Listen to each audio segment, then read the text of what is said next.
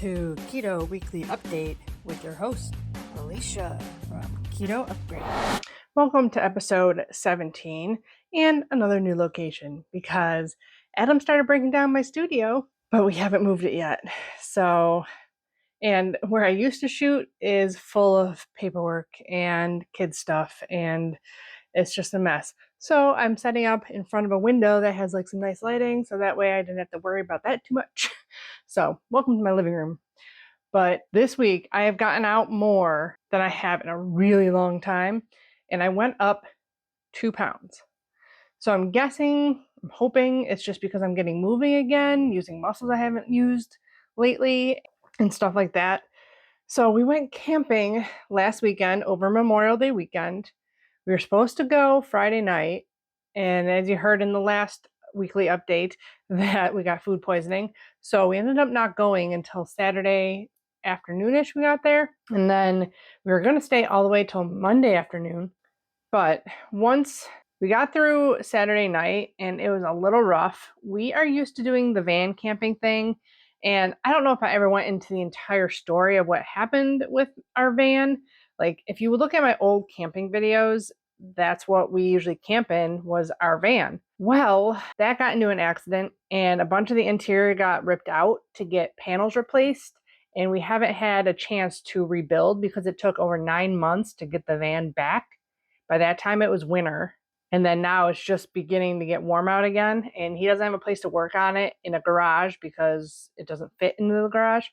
So we haven't been working on the van. So he got, from the insurance company, he ended up having to buy back the van because it was supposed to be totaled. So he ended up getting the van back, getting the loan paid off, and getting a check. So he ended up buying a Honda Ridgeline. And because our van wasn't in camping order, he figured to get a rooftop tent for the Ridgeline. All well and good in theory until you go and use it. And the mattress was insanely hard. Like, I was sitting in it and it's fine. And, we're getting dressed and whatever, getting ready for bed. And we had Van in his bassinet, like at the end of the bed. And then we were like sleeping with our feet this way so that we could fit in there right. But as soon as I laid down on that mattress, you felt how hard it was. It was like laying on a piece of wood. So we did not get very good sleep that night. Van was awesome. He did wake up when we got in there and we put him in the bassinet and he was crying and stuff like that because we woke him up in the middle of the night basically. But once he got down to sleep, he was sleeping until 6 in the morning. But we went to sleep around 10:30, 11, I think it was. And we had a horrible night's sleep. The next day, it was fine. We were doing great. We had breakfast. It was a fun morning. We had bacon and eggs over the fire and on our grills. And I got my contact naps in because I'll show you some pictures. He's so cute. I miss contact napping since we've sleep trained because we don't want to get him in the habit of sleeping on us. But, we were camping, so it was okay. So he went down for his first nap and we ate breakfast. We got ready to go for the day. We decided where we were going. We had to pack up everything because we were driving there. So the problem with the rooftop tent is you can't leave it up. You have to break it down in order to move the truck. So we had to break everything down. We left everything else there, but we couldn't keep the tent up and the awning up and all that stuff. So we got all that broken down. We went on our little hike and everything was good. We got back, we had lunch, and then it just started to get really frustrating because Van was sleeping in the car on the way home and then we had to stop somewhere because the check engine light went on the Ridgeline. So we stopped at Ace Advanced Auto to, get the code figured out what it was. Well, Van woke up and he was not happy and it was about time for him to have a bottle too.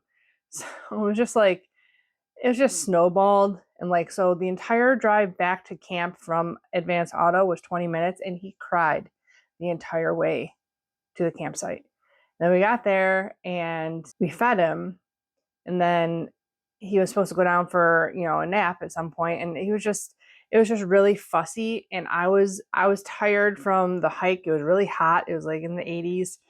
And he didn't really nap very well. Like, he was napping on me and then I would try to put him down and he wouldn't nap. So it was like, he was super fussy and I was getting nosebleeds all day for some reason. I don't know why, but I had a really bad one. Like I was trying to feed him his next bottle and like I sneezed and my nose started bleeding as I was trying to pick him up to feed him. So like I tried to stop the bleeding and I went to go feed him and it just got worse and worse. It would not stop. And I was getting really frustrated with that.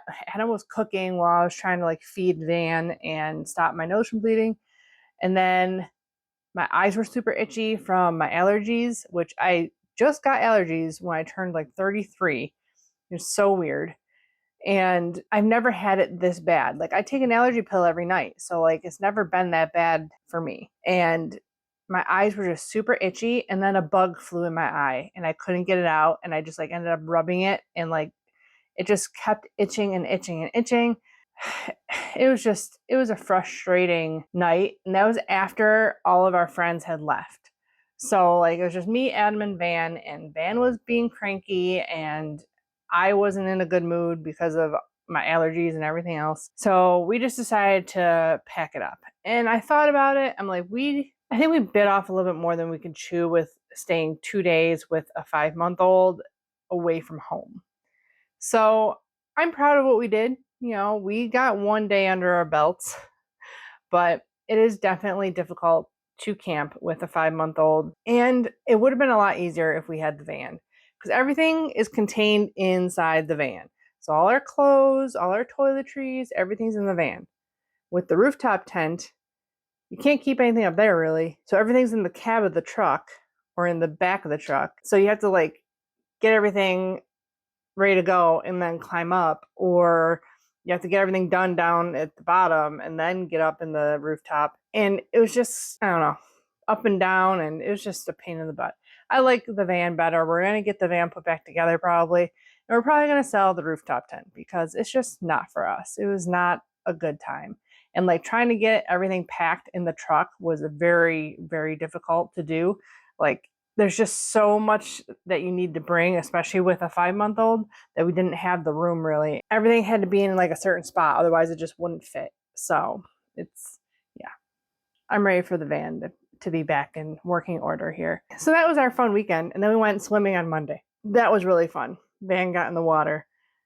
I'll insert some pictures here, but it was a fun time. His first swimming, he, again, just like the grass thing, when we put him down the grass, he didn't care. He didn't really care about the water either. He wasn't happy. He wasn't sad. He was pretty much indifferent. He was just like, whatever. Okay. It's so weird. Like you'd think he'd get some expressions on his face of like, oh, water. Oh, this, that. Nope. You're just like, okay, cool. I think that's what he's going to be like for every time we feed him something. It's just going to be like, whatever. So speaking of walking, we did a couple of hikes while we were there, or like walks. They weren't really hikes. They were walks, and you know, we were walking around. I was carrying Van for some of it. But then also I got together with my friend on Wednesday. We are going to try to do walking every Wednesday, and then we usually stop at a playground because she has 2 kids. And I'll insert a picture here. First time Van climbing a rock wall. He didn't care either. He looked like he knew what he was doing, though. He just had his feet on the little thingies. He had his hand up on the next thing, and yeah, it was super cute. So we're going to be doing that every Wednesday as long as it's warm enough and not raining, stuff like that. We're usually going super early in the morning, so it's not too hot. Definitely got a plan to have some food and stuff because it does get really hot, and I was really hungry and hot, and we need a hat for Van. Got to remember that next time. And yeah, there's a lot to remember when you have a baby. Everything's a learning curve for sure. And then yesterday I did my first workout at home. It felt good to get moving again. So hopefully that is the reason I gained the 2 pounds, because I like danced for like an hour yesterday and you know, did some dance routines and exercises and stuff. I'm hoping that's the reason. I really haven't been eating that much, so it's been 1 or 2 snacks in dinner and usually cereal or snack at night. So hopefully we'll see this weight start moving here soon, but I'm just gonna try and feel my best and do what's best for me, and eventually the weight will come off. And also then on Tuesday was the inspection for my bakery. Everything went well. There was just like I had to clean a couple of things that were like stuff that I didn't notice because one was a mixer that was given to me. So there was like stuff up in the top of the mixer. And then the stupid refrigerator we have, a Coke like exploded in the back, and I had cleaned the top rack earlier, like last week, and I didn't notice that it had dripped all the way down. So I got to like wipe out in there. And then just hanging a paper towel thing. That's pretty much it. So I am now a licensed bakery and I can make pretty much whatever I want. I, of course, forgot to ask them about shipping, but not like I'm going to be shipping anytime soon anyways. But maybe in the future, we'll see. And last but not least, I tried dehydrating some liquid egg whites. And it looks like it turned out right. I definitely learned a couple of things already. But it's also with the egg whites I bought gallon jugs of organic. It's called Muscle Egg is the brand. You got to find egg whites that have no additives to it and are pasteurized. So I couldn't find any egg whites in bulk that didn't have some kind of gum to them, except for the Muscle Egg. And they have them on Amazon. I bought them straight from the site, but I did 1 gallon of the liquid egg whites in the dehydrator, and I pulled it all out and I measured how much powder I got, and I did an 8-pound 1 gallon jug. I ended up with 1 pound of powder. So buying organic egg whites from this company is nowhere near cost effective because it ended up costing me $44 for a pound of egg white powder, plus all the time it took me, which I definitely learned some things, which I'll probably be making a video at some point telling you all the different things I learned, but I definitely have only done one experiment so far. So definitely got to do some more tweaking and experimenting and stuff. But it would be worth it if you bought cheap egg whites or if you have a ton of egg whites on hand. But think about it. I use 600 grams for a batch of my egg bread to make 6 loaves, and $44 divided by 6 is $7 just for the egg whites. And I charge $15 a loaf. So that doesn't even include all the time and labor and everything else that goes along with it.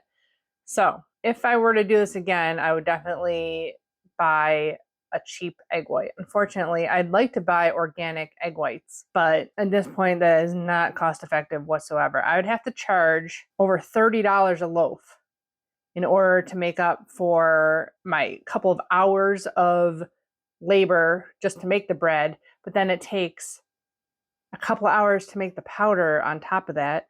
So yeah, I'm not gonna be able to buy organic egg whites. If you buy just the cartons of egg whites at Walmart, the Great Value brand, it is only $20 per pound, which is still quite a lot if you think about it. Because if you buy the Now brand, big 5-gallon bucket, it's like $68. So 1 pound of egg whites from Walmart would still be $20. So I don't know if I'm even going to be able to make this cost effective, but I will have it for those people that have fresh egg whites on hand all the time. It might be cost effective for you, but I really don't know, because if I'm using 8 pounds of something and only ending up with a pound, you're going to use you need a lot of egg whites to get one batch of bread. One batch of bread has 100 grams in it, so you need 800 grams of egg whites, which I don't know where my phone is. Okay, so if you need 800 grams of egg whites to get yourself 100 grams of powder, each egg white weighs about 30 grams. So you need 26 egg whites to make 100 grams of powder. That's a lot. So the only way this would be probably effective for people is if you have hens that lay tons of eggs and you have something to do with a lot of yolks, because that's going to be a lot of yolks left over. So I am going to figure out the best way to do dehydrated egg whites just to help you guys out. But I have a feeling I'm not going to be able to do that for my actual egg bread, which sucks because I bought all the trays for my dehydrator. I'm going to start making camping meals and dehydrating actual whole eggs to make like keto breakfast camping meals. Guess that's what I'm going to have to do. Maybe sometime in the future. But I think that's about it for this episode of Keto Weekly Update. Thank you for subscribing and hitting the thumbs up button. And as always, I'll be back with more keto videos. Bye, guys.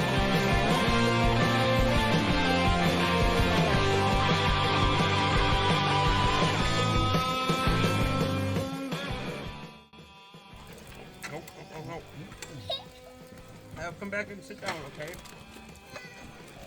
Sit down. Dog's eating your food.